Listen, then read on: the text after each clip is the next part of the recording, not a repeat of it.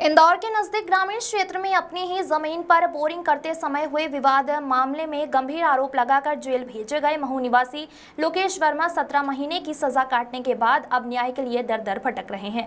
24 अगस्त 2023 को जमानत मिलने पर रिहा हुए। अधिवक्ता द्वारा बताया गया कि उन्होंने एफआईआर के विरोध में कोर्ट के माध्यम से क्रॉस कंप्लेन दर्ज कराई थी, लेकिन आज तक कोई कार्रवाई नहीं हुई। लोकेश का आरोप है कि कोर्ट ने 24 जून 2024 को एफआईआर दर्ज कर पुलिस को कार्रवाई के निर्देश दिए थे, बावजूद इसके उनकी सुनवाई नहीं हुई। उन्होंने यह भी दावा किया कि उन्हें क्लोजर रिपोर्ट दाखिल करने की धमकी दी जा रही है। लोकेश ने इंदौर की अजाक कोर्ट में भी हलफनामे के साथ आवेदन दिया है और हाई कोर्ट का आदेश भी पुलिस के सामने पेश किया है, जिसमें चार्जशीट दाखिल करने की स्पष्ट हिदायत दी गई थी। लोकेश ने आरोप लगाते हुए कहा कि मैंने हर संभव प्रयास और सहयोग पुलिस को दिया है। न आरोपी गिरफ्तार हो रहे हैं और न ही चार्जशीट दाखिल हो रही है, लेकिन मैं अंत तक लड़ूंगा क्योंकि मुझे अपने सच पर पूरा यकीन है। लोकेश के अधिवक्ता ने भी मीडिया से चर्चा की और उन्होंने न्याय दिलाने की बात कही है। Bureau report. किशनगंज थाना क्षेत्र में तकरीबन 2 से 2.5 साल पहले एक घटनाक्रम घटित हुआ था। उस पूरे ही मामले में ऐसी जानकारी लगी कि पुलिस वाले उस पर खात्मा पेश करने वाली है। किस तरह से आप इस पूरे मामले को देखते हैं? देखिए, दिनांक 23 मार्च 2022 को एक घटना हुई थी ग्राम टिकडम्बर महू में। एक बोरिंग को लेकर के विवाद हुआ था। उस विवाद में हमारे पक्षकार लोकेश वर्मा वहाँ पर उपस्थित थे। उन्हीं के लिए बोरिंग हो रहा था वहाँ पर।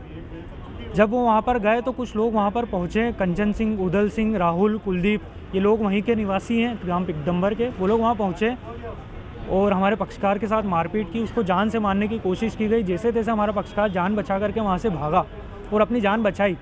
पुलिस से संपर्क करने की कोशिश की, रास्ते में राहगीर से मदद ली, पुलिस को 100 नंबर डायल किया, पुलिस को जानकारी दी।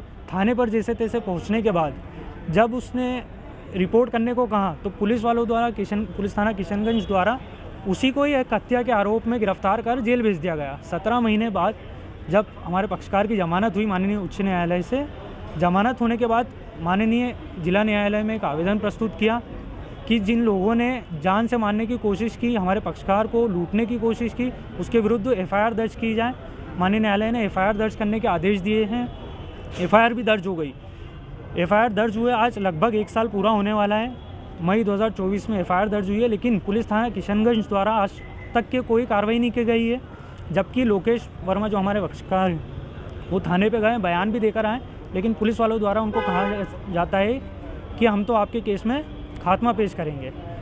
ये अन्याय हमारे पक्षकार के साथ हो रहा है। और पुलिस थाना किशनपुरागंज राजनीतिक दबाव में, चूँकि जो आरोपीगण हैं कंचन सिंह, उदल सिंह, ये सभी लोग एक राजनीतिक पार्टी भारतीय जनता पार्टी जो कि रूलिंग पार्टी है उनसे जुड़े हुए हैं। इस कारण से पुलिस थाना किशनपुरागंज वाले दबाव में आकर के कार्रवाई कर रहे हैं और हमारे पक्षकार को न्याय न दिलवाते हुए ना ही चार्जशीट पेश कर रहे हैं न्यायालय में, ना ही किसी भी प्रकार की कार्रवाई कर उसको न्याय दिलाने की कोशिश कर रहे हैं। जिस तरह से इस पूरे घटनाक्रम में हाईकोर्ट ने भी माननीय उच्च न्यायालय में भी हमने रिट याचिका लगाई थी।